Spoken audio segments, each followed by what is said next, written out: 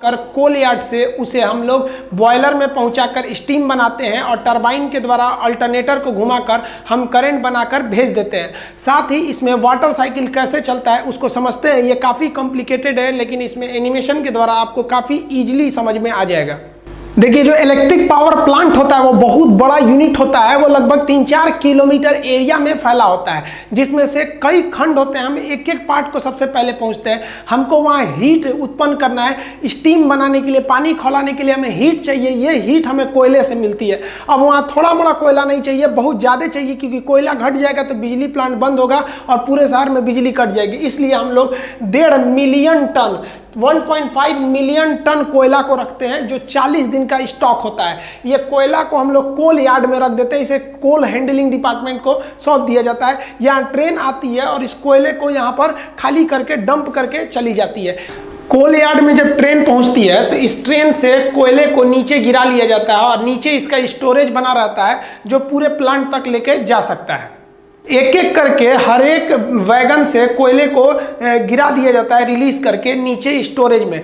इसे खाली करने की कई विधियां होती हैं। देखिए क्या किया जाता है, जो कभी कभी जो बॉक्सेन वाले डिब्बे होते हैं जो ऊपर से खुले रहते हैं, उनको ले आया जाता है और उनकी कॉपलिंग को छोड़ा दिया जाता है, जिससे वो एक डिब्बे से दूसरे में पकड़े रहते हैं। और उसके बाद ये जो मशीन होती है, लिफ्ट मशीन, इसको पूरी तरह से उल्टा कर देती है, जिस वजह से इसमें का सारा कोयला थर्मल पावर प्लांट के कोल यार्ड में नीचे चला जाता है और नीचे इसे कन्वेयर द्वारा उठा लिया जाता है। फिर इसको ये मशीन जो है केवल इसी बॉगी को पकड़ती है और फिर सीधा रख देती है। फिर उसकी कॉपलिंग को कर दिया जाता है और इस ट्रेन को आगे के लिए रवाना कर दिया जाता है। तो कई विधियां द्वारा इस कोयला को कोल यार्ड में खाली किया जाता है। एक मशीन द्वारा उस गिराए गए कोयले को हम लोग उठा लेते हैं। जैसे ये मशीन देख रहे हैं, तो ये यहाँ से ऐसे उठा लेगा यहाँ से और इस पर गिरा देगा, ये कन्वेयर द्वारा, और ये इस पर गिरेगा ना तो इस रास्ते से ये आगे जा सकता है। यहाँ से कोयला उठाएगा और इसी कन्वेयर पे गिराएगा, इसके रास्ते ये यहाँ आके यहाँ गिरेगा और यहाँ से ये मशीन द्वारा आगे बढ़ जाएगा। कोल यार्ड से कोयले को उठाने के लिए बहुत ही बड़ी ये भारी भरकम मशीन का प्रयोग किया जाता है। ये काफी दूरी तक चल सकती है और इसके लिए एक ट्रैक बना होता है और ये अपने हाथ से कोयला उठा सकती है। इसका जो हैंडल होता है ये काफी दूर तक जा सकता है, अगल बगल के यार्ड तक, और ये मशीन को फिर आगे पीछे चलाया भी जा सकता है। ये ऊपर नीचे भी खिसक सकती है। देखिए, इस मशीन का जो अगला दांत होता है ना, वो आगे की ओर होता है, तो ये इस तरह से कोयले को उठा लेता है और इस साइड में ले जाके पटक देता है। आप देखिए, इधर जाएगा तो ये उठेगा और इस तरह से उठाते हुए जाएगा ये, और जब उस साइड का सर्किल चलेगा तो ये अपने ऊपर इस साइड में ले जाके कन्वेयर बेल्ट के ऊपर पटक देगा सारा कोयला। तो इधर से लोड होगा और इसी मशीन द्वारा उस साइड में अनलोड हो जाएगा। इस तरह से करने से आप यहाँ क्लोज लुक में देखिएगा तो ये नीचे से ऐसे उठा के ले आ रहा है और अपने ही पास गिरा ले रहा है। जैसे ये इधर से जाएगा और इस साइड में ले आके यहीं पर गिरा ले रहा है। जस्ट इसके नीचे आपका कन्वेयर बेल्ट जो इस पूरे कोयले को आगे भेजेगा और ये यहीं पे इसको डंप कर देता है। देखिए, यहाँ से ये निकल गया कन्वेयर बेल्ट पर। ये कन्वेयर बेल्ट पूरे प्लांट तक आगे की ओर कोयला को पहुंचा देता है, जहां तक इसको जरूरत है प्लांट में, चाहे वो कितना भी आगे प्लांट हो। तो किसी भी पावर प्लांट में कोल हैंडलिंग बहुत बड़ा एरिया होता है।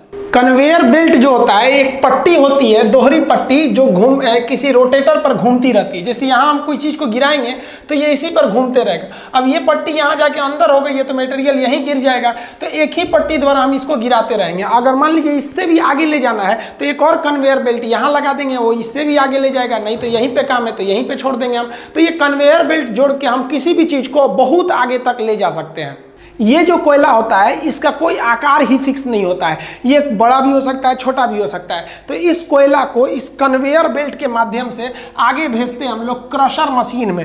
क्रशर मशीन क्या होता है, कोयले को छोटे छोटे टुकड़ों में तोड़ देता है, लेकिन इन टुकड़ों को हम अभी भी आगे जलने के लिए नहीं भेजते हैं। इसको इसके आगे फिर इस कन्वेयर बेल्ट द्वारा इसे हम पल्वराइज करने के लिए, मतलब पाउडर बनाने के लिए एक बाउल मिल में भेजते हैं। ये बाउल मिल में ये जो कोयला होता है एकदम पाउडर की तरह हो जाता है। जितना पतला पाउडर हम लोग लगाते हैं चेहरे पे ना, उस तरह से ये पाउडर को पीस के एकदम आटा बना देता है, ताकि पूरा कंप्लीट जल जाए। अंदर उसके जो ऐश यानी राख है वो बहुत ही कम बने। तो आप सोचिए, किसी भी पावर प्लांट का सबसे ज्यादा अगर कोई एरिया ऑक्युपाई करता है ना, तो 50% एरिया तो कोल यार्ड ही लेके चला जाता है। सोचिए, एक ट्रेन को ले आने का जगह बनाना रहता है पूरा स्टेशन की तरह। वहां ट्रेन आएगी, फिर उसको खाली करना है, फिर सोचिए 1.5 मिलियन टन कोयला को रखने के लिए जगह बनाना लगाना है, फिर उसके लिए एक कन्वेयर बनाना है। तो ज़्यादातर एरिया पावर प्लांट का, बिजली घर का, वो उसका अप्रोक्स 50% एरिया लेके चला जाता है आपका केवल कोल यार्ड हैंडलिंग डिपार्टमेंट। देखिए, अब जो कोयला आता है वो पल्वराइज होता है, मतलब एकदम पाउडर की तरह होता है, और उसे कोयला को हम लोग बॉयलर मशीन में डालते हैं। बॉयलर एक ऐसी मशीन होती है जिसमें आग लगाया जाता है, बॉयल किया जाता है, किसी चीज को ऊपर रख, नीचे फर्नेस यानी भट्टी में आग लगाकर ऊपर किसी चीज को बॉयल करना, उबालना,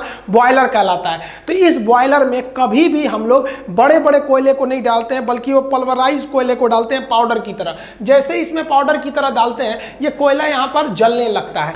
देखिए, जो बॉयलर होता है, जब इसमें कोयला जलता है तो कोयले के जो भारी कण होते हैं वो नीचे बैठ जाते हैं, तो उसकी गंदगी ज्यादातर नीचे चली जाती है, और जो ऊपर रहते हैं उन्हें फ्लाई एश कहते हैं, वो फ्लू एयर के रूप में वो ऊपर का धुआं निकल जाता है। और इसमें इस तरह से गर्म हवा की जाती है, जिसे प्री हीटेड एयर कहते हैं, कि कोयले की जो नमी है वो सूख जाए और कोयला अच्छे से इसमें जल सके, और पाइप के रास्ते से इसमें पानी आता है, और इसके जितने भी बॉटम एश होते हैं वो नीचे चले आते हैं, और फ्लाई एश जो उड़ने वाले धुएं होते हैं वो ऊपर चले जाते हैं, और ये जाके पूरे ये ट्यूब को गर्म कर देता है जिसमें पानी भरा रहता है, जिससे कि स्टीम बनते हैं। बॉयलर में जो पानी डाला जाता है वो पानी पाइप के रूप में रहता है। आप देखिए, पूरा पाइप के अंदर पानी है और इसमें आग लगा हुआ है, ये कोयले का जो पाउडर के रूप में वही आग लगा हुआ है। अब आप बताइए, ये आग के संपर्क में ये जितने पाइप हैं, इन पाइप में पानी है। अब ये नीले रंग के दिख रहे हैं, गर्म होकर लाल हो जाएंगे, और ये ऊपर बॉयलर का जो टंकी रहता है इसी में से पानी आ रहा होता है। ये पानी नीचे के आग के द्वारा पाइप के अंदर ही स्टीम बनने लगता है और सुपर हीटेड हो जाता है। बॉयलर के ऊपरी भाग में एकदम सुपर हीट, एकदम स्टीम बन जाता है, और इस स्टीम को इस बॉयलर से आगे निकाला जाता है। ये कोयला जब जलता है तो इसके ऊपर पानी रखा रहता है, पानी की एक टंकी रहती है, अतः यह कोयला जल के उस पानी की टंकी को गर्म करके स्टीम बनाता है। तो स्टीम बनाएंगे तो हम आगे के फंक्शन को समझने से पहले अभी यहीं कोयले का निपटारा कर देते हैं। कोयला जल के स्टीम बन गया, बचेगा क्या? धुआं बचेगा और राख बचेगा। अब दो तरह की राख होती है, जो भारी राख होती है वो नीचे की ओर चली जाती है, जिसे हम लोग बॉटम ऐश कहते हैं। बॉटम ऐश मतलब नीचे चले आना। तो ये बॉटम ऐश को नीचे जो होता है, एक जाली होता है जो वाइब्रेट करता है, सारा राख नीचे चला जाता है और इसे एक स्टोर में रख लिया जाता है, और इसे सीमेंट कंपनी को दे दिया जाता है, जिसमें सीमेंट बनाने के काम में आता है ये। तो बॉटम ऐश ऐसे चला गया। लेकिन जो उड़ रहा था इसमें, अभी जो आगे उड़ रहा था ऊपर की ओर, उसे फ्लाई ऐश कहते हैं, उड़ता हुआ राख। ऐश मतलब राख होता है, तो फ्लाई ऐश मतलब उड़ता हुआ राख। अब आप बताइए, उड़ता हुआ राख को अगर इस चिमनी के माध्यम से ऊपर भेज देंगे तो पूरे हवा में ये कोयला भर जाएगा, सांस लेंगे तो फेफड़े पे चिपक जाएगा काला काला। तो हमको जरूरी है कि इस धुएं में से जितने भी हानिकारक चीजें उनको छान लिया जाए। तो इसको छानने के लिए इस बॉयलर का धुआं जहां से बाहर निकलता है वहां पर एक मशीन लगा दिया जाता है, जिसे कहते हैं इलेक्ट्रोस्टैटिक प्रिसिपिटेटर। ये क्या करता है? ये निगेटिव चार्ज होता है और किसी भी धूल कण को अपने पास चिपका लेता है। जो बड़े बड़े धूल कण थे वो तो बॉटम ऐश के रूप में नीचे चले गए, जो छोटे छोटे फ्लाई ऐश थे उनको यह ESP डिवाइस यानी इलेक्ट्रोस्टैटिक्स प्रिसिपिटेटर क्या करता है? अपने पास इकट्ठा करके रख लेता है, और उसके बाद से इसको छोड़ता है ये हवा में, इस टावर इसके माध्यम द्वारा, चिमनी के द्वारा। तो ये कम हानिकारक होते हैं। अभी के समय सबको भी, किसी भी कंपनी को जो बिजली घर चला रही है उसको ESP डिवाइस लगाना जरूरी है। कहेगा कि ESP डिवाइस का काम क्या होता है? तो प्रदूषण को कम करना है। धुआं तो निकाल दिए, अब हम समझते हैं बॉयलर क्या है। तो देखिए, यहाँ पर ये जो बॉयलर था इसका हम धुआं निकाल दिए। अब बॉयलर में क्या होता है? एक भट्टी होता है, फर्नेस, भट्टी मतलब फर्नेस होता है। तो इसके नीचे से तो चला गया आपका बॉटम ऐश, और ऊपर से धुआं निकाल दिया है। जो इसमें आग जल रही है उस गर्म हवा को हम लोग फ्लू गैसेस कहते हैं। ये फ्लू गैस क्या होती है? पानी को खौलाती है। अब आपको लगेगा यहां से यहां तक एक बड़ा सा टंकी रहता है। गलत बात है, ये टंकी नहीं रहता है, बल्कि इसमें छोटे छोटे पाइप रहते हैं और उस पाइप में पानी आया रहता है। अब ये पाइप जो होते हैं छोटे छोटे रहते हैं, पतले पतले, इसलिए पानी का एरिया कम रहता है, वो चारों ओर से गर्म हो जाते हैं। और एक पाइप दूसरे पाइप से टच में नहीं रहता है, ऐसे लटका रहता है, उसके चारों ओर आग रहती है, तो ये बहुत ही जल्दी गर्म हो जाता है। नीचे का एरिया गर्म होता है, ऊपर में तो एकदम ये सुपर हीट हो जाता है पानी। अब ये पानी आता कहां से? तो पानी नीचे के रास्ते से आता है, ऐसे चढ़ाया जाता है, इसको नीचे से पाइप से चढ़ाया जाता है, जानबूझ के इसको टच करके चढ़ाया जाता है ताकि ये जब जलने के लिए जाए, खोलने के लिए जाए तो उससे पहले ही ये यहाँ इसके संपर्क में आ जाए और यहाँ संपर्क में आने से पहले ही थोड़ा और गर्म हो जाए। तो पानी को मेन बॉयलर में जाने से पहले ही इस आग के संपर्क में लाकर थोड़ा सा गर्म करने से हमें इकोनॉमिकली थोड़ा ज़्यादा फायदा होता है। इसलिए यहाँ बने टंकी को हम इकोनोमाइजर के नाम से जानते हैं। ये किसी भी पानी को खोलने से पहले ही थोड़ा गर्म कर देता है। ये मानिए ना, आप एकदम ठंडा पानी को गर्म करेंगे, उससे अच्छा है कि आप थोड़ा सा गर्म पानी उसे और गर्म कर देंगे, तो ये थोड़ा सा पहले ही गर्म कर देता है इकोनोमाइजर। इकोनोमाइजर को अलग से हीट देने की जरूरत नहीं पड़ती है, ये फर्नेस जो भट्टी है इसी के हीट के संपर्क में आके पहले ही गर्म कर लेता है ताकि यहाँ पे गर्म हो जाए। और इसके एकदम टॉप वाले भाग में ये जो होता है एकदम खोल जाता है, जिसे सुपर हीट कहते हैं। आप ये देखेंगे ये बाहर से इसका शकल है, अब ये सुपर हीट हो गया, अब ये स्टीम बन गया है, स्टीम बन के नीचे लाया जाएगा, वो बहुत ही गर्म भाप बन गया है। अब ये स्टीम इस रास्ते से नीचे आएगा, देखिए यहाँ स्टीम के लिए पाइप दिख रहा है, अब ये स्टीम नीचे आएगा। स्टीम में कितना दम होता है सोचिए, कुकर का जो ऊपर का ढक्कन उठ जाता है, सीटी उठ जाता है, वो स्टीम के बदौलत। तो इतने छोटे से कुकर में, कुकर भी एक तरह से क्या है, बॉयल करता है, किसी भी पानी को गर्म करके बॉयल करता है, उबालता है। तो कुकर भी एक तरह का बॉयलर ही है, वो छोटा सा बॉयलर है। तो सोचिए इतना छोटे बॉयलर में ये हाल है, इतना बड़का बॉयलर से अगर जो स्टीम निकलेगा उसका कितना भयानक पावर होगा। अब इसी स्टीम को ले जाएंगे नचाने के लिए टरबाइन को, और टरबाइन नचेगा तो बिजली उत्पन्न होगा। देखिए टरबाइन जो होते हैं ना, वो एक पंखा होता है, ये कई पंखों के एक समूह होते हैं जिसे हम टरबाइन कहते हैं। टरबाइन भी कई तरह के होते हैं, high pressure turbine, intermediate pressure turbine, low pressure turbine. मतलब जो भाप आ रहा है वो इसे नचाएगा, इस टरबाइन को, इस पे ब्लेड लगे रहते हैं। देखिए ये है टरबाइन का शेप, इस पर से हाई प्रेशर का जो आता है आपका स्टीम, उस स्टीम को बहुत ही तेजी से गुजारा जाता है। इतना गर्म होता है वो, और इतना ज्यादा प्रेशर होता है कि वो इसको नचाने लगता है, और ये नचाना चालू करता है एक साइड से। तो देखिए जैसे स्टीम आया होगा तो शुरुआत में गर्म होगा, थोड़ा और जाएगा तो थोड़ा और ठंडा होगा, आगे जाएगा तो और ठंडा होगा। तो इसके एक हिस्सा को कहते हैं हाई प्रेशर टरबाइन। जब स्टार्ट करता है तब वहां बहुत ही ज्यादा गर्म रहता है, आगे जाएगा तो थोड़ा और ठंडा होगा स्टीम, तो इसे कहते हैं हम लोग इंटरमीडिएट टरबाइन। आगे गया तो लो प्रेशर टरबाइन, मतलब एकदम आगे जाने पर लो हो जाता है। तो टरबाइन घूमता है। यही टरबाइन जो होता है ये पूरे पावर प्लांट का हार्ट, हृदय कहा जाता है। इसे घुमाने के लिए स्टीम की जरूरत पड़ती है। तो अभी तक जो बना रहे थे हम लोग स्टीम कोयला से, वो केवल और केवल इसी टरबाइन को घुमाने के लिए। लेकिन एक समस्या सोचिए, ये खुले हुए टरबाइन पर अगर स्टीम मारेंगे तो भाप तो बिखर जाएगा, उतना प्रेशर नहीं लगा पाएगा। तो इसको क्या किया जाता है ना, ढक दिया जाता है। जैसे ये टरबाइन है ना, तो इसको चारों ओर से ढक दिया जाता है, इसका एक प्लेट से ऐसे ढक दिया जाएगा। जैसे यहाँ देखिए, यहाँ पर ढका हुआ, आधा ढका हुआ है, यहाँ पर, यहाँ से प्रेशर घुसा दिया जाता है इसके अंदर। जो स्टीम के अंदर प्रेशर जाता है वो इस रास्ते भेज दिया जाता है ताकि स्टीम यहाँ से अंदर जाके टरबाइन को घुमा सके। यहाँ देखिए ये जो पीला वाला पार्ट दिख रहा है आपको, यही है आपका टरबाइन। अब इसके अंदर स्टीम कहाँ से गया, तो ये देखिए ये वाला एरिया जो है ना, ये ऊपर से ये स्टीम इसको लेके आया, इसके अंदर ले गया स्टीम। अब देखिए ये इसके अंदर चला गया तो स्टीम बाहर नहीं निकल पाएगा और अंदर टरबाइन को खूब तेज नचाएगा। और टरबाइन नचेगा तो टरबाइन से जुड़ा रहता है जनरेटर। ये जो जनरेटर होता है यही चलने लगेगा और इसी से हमको बिजली मिलेगी। टरबाइन में जब स्टीम पहुंचता है तो सबसे पहले जो होता है हाई प्रेशर टरबाइन घूमता है, जिसका साइज छोटा होता है, क्योंकि जो स्टीम आ रही है ये पहले गर्म है, इसका प्रेशर बहुत ज़्यादा है। ये इसको घुमाने के बाद इंटरमीडिएट पे जाती है, फिर एकदम लो प्रेशर टरबाइन, ये बड़ा होता है, इसको घुमाना ईजी होता है, तो ये कम प्रेशर पे भी घूम जाता है। इसको घुमाने के बाद अब ये घूमेगा तो इसी से जुड़ा हुआ है उधर का अल्टरनेटर, वो जनरेटर घूम जाएगा, और जो यहाँ में स्टीम बना हुआ है भाप, उसे नीचे की ओर कंडेंसर में भेज दिया जाता है। देखिए इस रास्ते से जैसे ही इसमें गर्म एकदम हॉट स्टीम पहुंचेगा, भाप पहुंचेगा, तो भाप में बहुत ज़्यादा ताकत होता है, वो इसको नचाएगा। ये जैसे नचेगा तो जो इसके बीच का रॉड है जिसे शाफ्ट कहते हैं, इस शाफ्ट को इस जनरेटर के शाफ्ट से जोड़ दिया गया है। अब ये जनरेटर नचने लगेगा। अब ये काफ़ी हैवी शाफ्ट है, ये जितना तेज नचेगा उतना ही तेज ये इस जनरेटर को नचाएगा। आप कहेंगे जनरेटर से बिजली मिलता है, घर पे भी तो जनरेटर चलाते हैं, तो सेम चीज़ तो घर पे भी करते हैं। यहाँ कोयला जला के कर रहे हैं और घर पे आप डीजल जला के करते हैं, लेकिन उसका पावर कम होता है, इसका पावर बहुत ज़्यादा होता है। ये जनरेटर जो होता है ना आपके घर के बराबर होता है, इतना बड़ा जनरेटर होता है, तो नचाने के लिए ज़्यादा एनर्जी की जरूरत पड़ती है। आप समझते हैं इस जनरेटर के अंदर क्या सिस्टम होता है। देखिए ओरेस्टेड नामक एक वैज्ञानिक थे, इन्होंने कहा था कि जब बहुत ही तेज करंट जाता है, बहुत हाई वोल्टेज का करंट जाएगा, तो उससे चुंबक पैदा हो जाएगा। आप देखे भी होंगे हाई वोल्टेज का जब करंट जाता है तो उसके अगल बगल में मैग्नेटिक फील्ड आता है, आपको खींच सकता है थोड़े दूर पर ही, उसे हम लोग वर्चुअल कंडक्टर भी कहते हैं, दूर से ही खींच लेता है।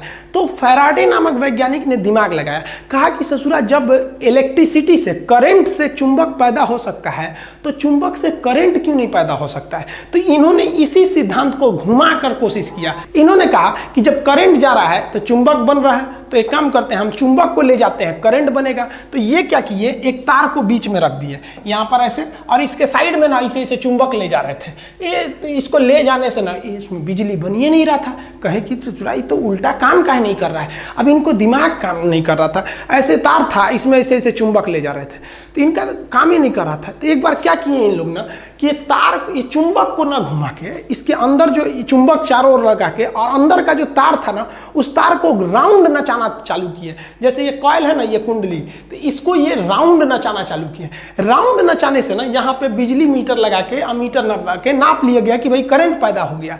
ये करंट कैसे पैदा हुआ, तो देखिए किसी भी चुंबक का ना एक चुंबकीय क्षेत्र होता है जिसे हम चुंबकीय बल रेखाएं कहते हैं। तो ये यहाँ तक चुंबकीय बल रेखाएं इसकी निकली हुई हैं, और इधर से भी जो चुंबक है इसकी भी चुंबकीय बल रेखाएं इधर निकली होंगी। तो ये सिद्धांत दिया गया कि जब दो चुंबकीय बल रेखाओं के बीच में कोई कंडक्टर या कोई कॉपर का वायर कॉइल उसको काटेगा तो इस कॉइल के अंदर खुद ब खुद बिजली पैदा हो जाएगी। अतः ये दोनों एक दूसरे के पूरक सिद्धांत हैं। इन्होंने कहा कि बिजली से चुंबक पैदा होगा, तो इन्होंने कहा कि भैया चुंबक से भी बिजली पैदा हो जाएगा। ये होता है अल्टरनेटर। ये जो अल्टरनेटर और डायनेमो, इसका एक अलग चैप्टर होता है, इसको हम उसमें समझाएंगे। अभी आप मोटा मोटी यही समझिए कि जहां दो चुंबक रख देंगे, उसके बीच में अगर आप किसी भी तार को इसे घुमाएंगे, अब बहुत हाई स्पीड में घुमाएंगे, तो वो जो चुंबक का ये जो बल रेखाएं थी वो बदल जाएंगी आपकी विद्युत में, और आपको तार पर बिजली की प्राप्ति हो जाएगी। तो जनरेटर के अंदर इसी को घुमाया जाता है। तो जितना जो टरबाइन लगाए थे, वो टरबाइन का जो शाफ्ट था वो इसी से जोड़ दिया जाता है, टरबाइन को इससे जोड़ दिया जाता है। अब जो स्टीम आ रहा है वो नचाएगा टरबाइन को, टरबाइन नचाएगा इस कॉइल को, अब कॉइल क्या करेगा, इसके चुंबकीय क्षेत्र को इसके चुंबकीय क्षेत्र के बीच में घूमेगा, तो उनके चुंबकीय क्षेत्र को काटेगा, इसमें बिजली उत्पन्न हो जाएगी, और यहाँ से आप वायर के रास्ते से, ट्रांसमिशन लाइन से भेज सकते हैं आप बिजली को। तो यहाँ समझिए, ये वाला जो एरिया है ये आपका क्या चीज है, टरबाइन है, इसमें ही वो घूम रहा है आपका टरबाइन, और ये जुड़ा हुआ है इस जनरेटर से। इस जनरेटर के दोनों ओर क्या रखा हुआ है, चुंबक है, उसके बीच में कॉइल को वो तेजी से घुमा रहा है। अब ये जो स्टीम आ गया रहता है, इसके अंदर जो भाप आई रहती है, वो भाप का टेम्परेचर 540 से 1000 डिग्री सेल्सियस गर्म रहता है, इतना टेम्परेचर रहता है। और वो भाप इतना ज्यादा दबाव बजाती है कि टरबाइन के एक ब्लेड पर 250 केजी का प्रेशर लगाती है। इतना भयानक, सोचिए 250 केजी का मतलब 4 आदमी के बराबर। एक पंखा पर अगर 4 आदमी के बराबर इसे मारा जाए लोड, ऐसे कितना तेज घूमेगा।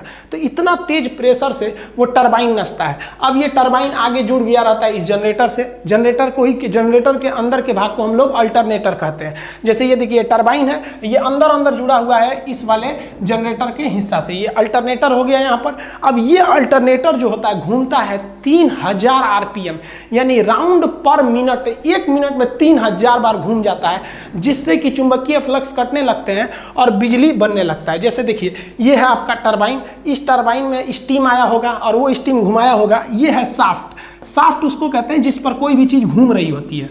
ये शाफ्ट के मदद से क्या होता है, ये टरबाइन जो होता है ये अल्टरनेटर से जुड़ा रहता है। अब ये टरबाइन को घुमाइएगा तो ये शाफ्ट भी घूमेगा, और ये शाफ्ट घूम के इस अल्टरनेटर को घुमाएगा, और इसके अंदर साइड साइड में है चुंबक, अब बीच में कॉइल घूमेगा, और उसके घूमने से पैदा हो जाएगी आपकी बिजली। देखिए जनरेटर के अंदर जो होता है एसी करंट उत्पन्न करने वाले जनरेटर को हम अल्टरनेटर कहते हैं। इसमें एक भाग जो होता है रुका रहता है, जो रुका रहता है उसे स्टेटर कहते हैं। आपको पता है अब इसके अंदर एक को नचाना पड़ेगा तभी इलेक्ट्रिसिटी पैदा होगी, तो जो नचने वाला भाग होता है उसे हम लोग कहते हैं रोटर। तो ये घूमेगा और ये स्थिर रहेगा। अब एक बात बताइए, इसको ऐसे खुला छोड़ देंगे, कोई घूमेगा तो करंट मार देगा, तो इसको साइड साइड में हम एक बॉडी कवर दे देते हैं। तो ये देखिए एक इस साइड में बॉडी कवर हो गया, एक इस साइड में हो गया कवर हो गया। अब यहाँ एक चीज फंस जाता है, जैसे आप कवर करिएगा तो इसको जो घूमने वाला हिस्सा है, ये जो शाफ्ट है, इसको बाहर निकालिएगा। जैसे बाहर निकालिएगा तो ये इसके बॉडी से टच हो जाएगा, इसमें रगड़ करने लगेगा। तो हमको एक ऐसी चीज की चाहिए जो इसके बॉडी से टच भी हो जाए और रगड़ भी ना करे, तो इसके लिए इसमें बेयरिंग लगा देते हैं। बेयरिंग डबल लेयर की होती है, जिसका बाहर का एरिया नहीं घूमता है, वो बॉडी से चिपक जाएगा और अंदर का एरिया घूमेगा। तो अंदर का एरिया को इसके शाफ्ट से फंसा देते हैं और बाहर के एरिया को बॉडी से, तो ये बॉडी को पकड़े भी रहेगा और अंदर अंदर घूमते भी रहेगा। इसको बंद कर देंगे तो ये अंदर वाला क्या होगा, नचेगा, और बाहर वाला स्थिर रहेगा। ये तो ये ब्लू कलर का ये इसका बॉडी है, अब ये नचने लगेगा। ये बेयरिंग देखिए, बाहर वाला स्थिर है, अंदर वाला घूमेगा, इस तरह से इलेक्ट्रिसिटी जनरेट हो जाएगी। और इस बिजली को क्या किया जाता है, बहुत ही हाई पावर के ट्रांसफार्मर को दे दिया जाता है। ये ट्रांसफार्मर को हम पावर ट्रांसफार्मर कहते हैं, इसे स्टेप अप ट्रांसफार्मर कहते हैं।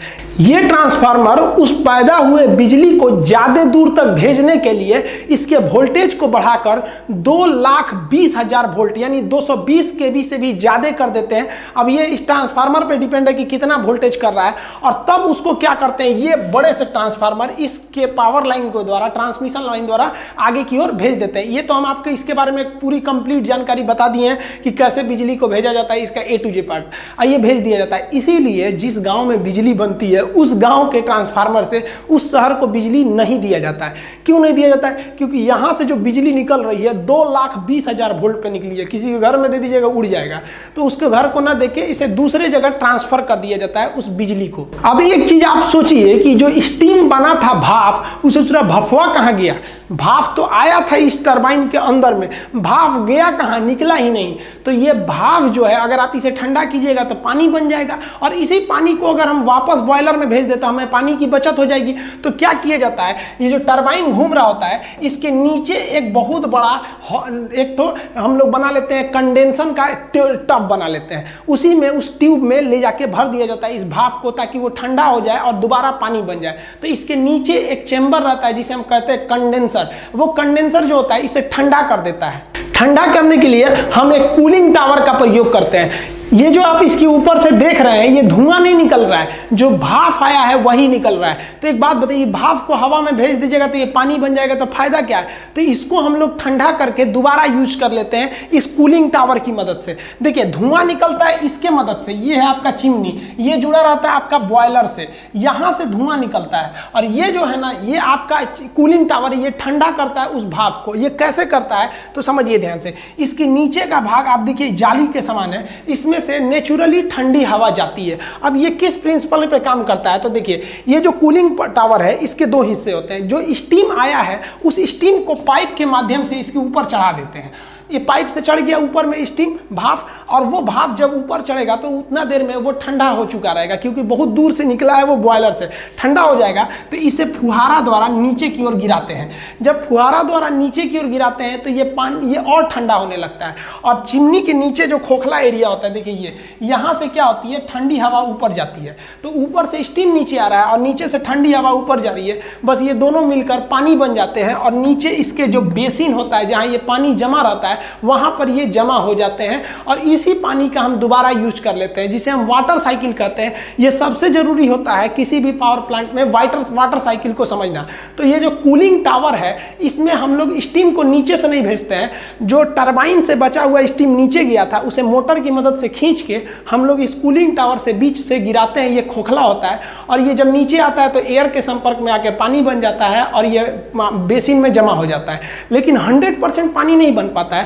वही जो थोड़ा बहुत पानी नहीं बन पाया रहता है, वो भाप बन के बाहर निकल जाता है। ये 0% प्रदूषण करता है। ये तो पानी है, एक तरह से बन जाएगा पानी में। वाटर साइकिल सबसे जरूरी होता है। देखिए जब भी बिजली घर को लगाया जाता है तो उसे कोयले की बहुत ज्यादा जरूरत है, इसलिए उसमें ट्रेन का एक यार्ड बना देते हैं। और पानी की तो निरंतर जरूरत है, क्योंकि स्टीम के बिना आखिर टरबाइन नचाएंगे कैसे, तो इतना पानी लाएंगे कैसे। तो उसके लिए हम उसको नदी के पास सेट कर देते हैं। किसी भी रिवर के पास हम लोग क्या करते हैं, उसे सेट कर देते हैं। लेकिन नदी का पानी इतना तो साफ रहता नहीं है, और नदी के पानी का लेवल हमेशा एक जैसा नहीं रहता है। कभी वो लेवल घट जाएगा, कभी बढ़ जाएगा। तो इस नदी के पानी से हम मोटर की मदद से एक अपना तालाब बना लेते हैं, जिस तालाब को हम लोग रिजर्वायर या जलाशय कहते हैं। तो जिस किसी भी पावर प्लांट का अपना एक तालाब होता है, वो नदी से ही पानी को खींच लेता है। अब नदी के पानी उतना भी आपको उसमें मिनरल्स रहते हैं, तरह तरह के रहते हैं, कैल्शियम रहता है, ये सब रहता है। इस सब अगर कैल्शियम आयरन की मात्रा रहेगी तो पानी जल्दी भाप नहीं बनेगा।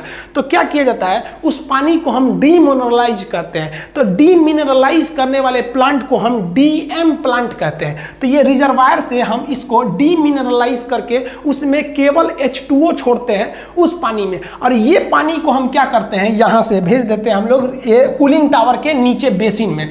अब जरा देखिए, कूलिंग टावर के बेसिन में आप कहेंगे पानी कहाँ से आया था, तो वो टंकी का पानी, वो उसका पानी नहीं था बल्कि वो रिजर्वायर से गया था। तो इस कूलिंग टावर में दो तरह की पानी है, जो ऊपर से गर्म है थोड़ा और नीचे से ये ठंडा वाला आ रहा है यहाँ पे। अब इस पानी को, ये तो कूलिंग टावर के बेसिन में जमा हो गया, अब इसे हम आगे भेजते हैं। देखिए इस पानी को हमको भेजना है बॉयलर तक। तो ये जो पानी आ रहा है नीचे से, ये जा रहा है बॉयलर में। किस लिए जा रहा है भाई, तो गर्म होने के लिए जा रहा है। अब यहाँ इंजीनियरों ने बहुत अच्छा दिमाग लगाया, इसको भेजा इन लोग ने कंडेंसर के द्वारा। ये कंडेंसर कहाँ लगा रहता है, तो जो टरबाइन है उस टरबाइन के ठीक नीचे। अब आप याद कीजिए, टरबाइन तो नचा था भाप के द्वारा, और वो भाप कहाँ आया था, नीचे। और इस भाप को हम लोग भेजे थे कूलिंग टावर में। अब जानबूझ के इन दोनों पाइप को एक दूसरे के ऊपर सटा के भेजा जाता है, ताकि जो गर्म हवा निकली है ये जा रही है ठंडा होने के लिए। तो जब ये ठंडा होने के लिए जाएगा तो इधर से रिजर्वायर में होते हुए डीएम प्लांट से जो ठंडा पानी आ रहा है, ये ठंडा पानी इसके संपर्क में जैसे आएगा तो ये वाला जो आपका स्टीम है, इसी के संपर्क में आने से यहीं से पानी बनना चालू हो जाएगा, ताकि यहाँ जाकर पानी बनने में आसानी हो जाए। और साथ ही साथ ये जो पानी जा रहा है डीएम प्लांट से, ये बॉयलर में गर्म होने के लिए जा रहा है, तो इस गर्म स्टीम के संपर्क में आने से ये यहीं पर प्री हीट हो जाता है, थोड़ा पहले ही गर्म हो जाता है। तो हल्का सा तो ये यहीं गर्म हो गया। अब एक चीज ध्यान दीजिए, इसको हम लोग चाहते तो डायरेक्ट यहां से चढ़ा देते ऊपर की ओर, लेकिन ऊपर की ओर जानबूझकर नहीं चढ़ाया गया, क्योंकि डायरेक्ट पानी चढ़ाएंगे तो उस पानी का टेम्परेचर अभी भी बहुत ही ज्यादा ठंडा है, बहुत ज्यादा गर्म नहीं है। तो इसको क्या किया जाता है, आप याद कीजिए कि जो यहाँ पर हमारा जो यहाँ बॉयलर था, बॉयलर के सटा के यहाँ एक टंकी रहती है छोटी सी, जिसे हम लोग कहते हैं इकोनोमाइजर। ये क्या करता है, पानी इस इकोनोमाइजर के रास्ते जाता है, और ये इकोनोमाइजर इसी ही भट्ठी से गर्मी ले लेता है, हीट ले लेता है, जिससे कि हमको इकोनॉमिकली थोड़ी बचत हो जाती है, और ये पानी पहले ही गर्म हो जाता है, प्री हीट हो जाता है। और उसके बाद इसको इस साइड ले आते हैं पतले पतले पाइप द्वारा, और इस पाइप को यहाँ घुमाते हैं इस तरह से। अब ये पाइप में पानी भरा हुआ है, ये पानी गर्म होने लगेगा, और गर्म होने के बाद ये क्या बनेगा, भाप बनेगा, भाप बन के स्टीम बनेगा। अब आप बताइए स्टीम कहाँ जाएगा, ये टरबाइन में जाएगा, टरबाइन को नचाएगा। यहाँ से आपको दो साइकिल आगे बढ़ेंगे। एक साइकिल हो जाएगा वाटर साइकिल की पानी कैसे फ्लो कर रहा है, दूसरा हो जाएगा आपका कि बिजली कैसे बन रही है। तो पहले हम लोग वाटर फ्लो को समझते हैं, वाटर कैसे फ्लो हो रहा है। तो स्टीम जो यहाँ पे है बाबू देखिए ध्यान से, ये स्टीम जो है इस टरबाइन को नचा के अंदर घुस जाएगा, अंदर घुस के ये वाटर कूलर में जाएगा, वाटर कूलर में ये कूलिंग टावर में ठंडा होकर नीचे बेसिन में पहुंच जाएगा। बेसिन में एक्स्ट्रा पानी कहाँ से आ रहा था, तो नदी से। नदी से के कैसे आएगा, रिजर्वायर में। रिजर्वायर के बाद ये डीएम प्लांट के माध्यम से इसमें पहुंचेगा। इसके बाद से ये कहां जाएगा भाई, तो ये आगे बढ़ेगा। अब ये आगे बढ़ेगा इस पाइप से कंडेंसर के होते हुए इकोनोमाइजर के पास पहुंचेगा। अब इकोनोमाइजर से ये कहां पहुंच जाएगा, बॉयलर में। बॉयलर में गर्म होने के बाद स्टीम बनेगा, स्टीम पहुंचेगा कहां, टरबाइन में। टरबाइन के बाद कंडेंसर, कंडेंसर के बाद कूलिंग टावर, कूलिंग टावर के नीचे बेसिन, फिर नदी वाला पानी मिल के फिर कहां जाएगा, बॉयलर में। तो ये वाला जो हिस्सा है ये आपका चल रहा है आपका वाटर साइकिल। लेकिन इस वाटर साइकिल के अलावा अगर आप सोचेंगे करंट साइकिल को देखने के लिए, तो करंट कैसे बन रहा है, बॉयलर में बन रहा है स्टीम, स्टीम जाके नचा रहा है किसको, टरबाइन को, टरबाइन किसको नचा रहा है, अल्टरनेटर को, अल्टरनेटर जुड़ा है ट्रांसफार्मर से, बिजली बना के भेज दिया। तो बिजली घर में मेनली चीज होती है टरबाइन और जनरेटर, यही मेन होता है। अल्टरनेटर, जनरेटर के अंदर होता है अल्टरनेटर, ये दो मेन चीज हो गए। अब टोटल साइकिल अगर आप देखेंगे तो एक कोयला का साइकिल चल रहा है, वो कैसे हो रहा है, एक वाटर साइकिल है और एक करंट की साइकिल है। करंट साइकिल सबसे छोटा है, बॉयलर से स्टीम बना, वो आया टरबाइन में, टरबाइन नचा और वो अल्टरनेटर को दिया, वो नचा के बिजली बना दिया, ये निकल गया आपका करंट साइकिल। अगर पानी का साइकिल देखेंगे तो नदी के रिजर्वायर से आया ये डीएम प्लांट में, ये गया कूलिंग टावर के बेसिन में नीचे वाले भाग में, और बेसिन से ये आगे बढ़ा, ये कंडेंसर होते हुए इकोनोमाइजर से बॉयलर में पहुंच गया, बॉयलर से स्टीम बन के ये कहाँ गया, टरबाइन में, टरबाइन के नीचे फिर जाके ये भाप बन गया और ये कूलिंग टावर में चला गया। ये वाटर साइकिल हो गया। कोल साइकिल देखेंगे, कोयला कैसे आ रहा है, तो ट्रेन के रास्ते से कोल यार्ड में आया, कोल यार्ड के बाद उसको क्रश किया गया, क्रशर के बाद उसे पल्वराइज किया गया बॉल मिल में, उसके बाद इसे किस में भेजा गया हम लोग ने, बॉयलर में। बॉयलर में जला तो जो ऊपर उड़ गया उसे कहा गया फ्लाई ऐश, जो नीचे बैठ गया उसे कहा गया बॉटम ऐश। बॉटम ऐश को नीचे इकट्ठा करके सीमेंट को भेज दिया गया, फ्लाई ऐश को हम लोगों ने प्रिसिपिटेटर द्वारा छान के रख लिए लोग। इस तरह से आप टोटल बिजली कैसे बनती है ये पावर प्लांट समझ गए। अब इसमें आप एक चीज उतना अच्छा से नहीं समझे होंगे कि इसके अंदर बिजली कैसे बन जाती है, अल्टरनेटर के अंदर। तो ये अल्टरनेटर एक अलग ही टॉपिक होता है कि इसके अंदर कैसे बिजली बनती है। ये एक सिंपल सा तरीका है कि किसी भी चुंबक के अंदर कॉइल को घुमाएंगे तो बिजली बनने लगता है। तो ये अल्टरनेटर भी कई टाइप के होते हैं। ये थर्मल पावर प्लांट था, इसमें कोयला जला के बिजली बनाई गई। इसके अलावा गैस पावर प्लांट होते हैं, वो थोड़ा इसी की तरह होते हैं, थोड़ा अलग होते हैं। हाइड्रो इलेक्ट्रिक पावर प्लांट नदी द्वारा बिजली बनाए जाते हैं। परमाणु बिजली घर वो अलग होते हैं, उसको हम लोग कभी और चर्चा करेंगे। इसको हम लोग नेक्स्ट वीडियो में समझेंगे कि एसी करंट क्या होता है, डीसी क्या होता है, आखिर हम इस करंट को कैसे चाहेंगे तो एसी बना सकते हैं, कैसे चाहेंगे तो डीसी बना सकते हैं। मिलेंगे नेक्स्ट वीडियो में, तब तक के लिए जय हिंद।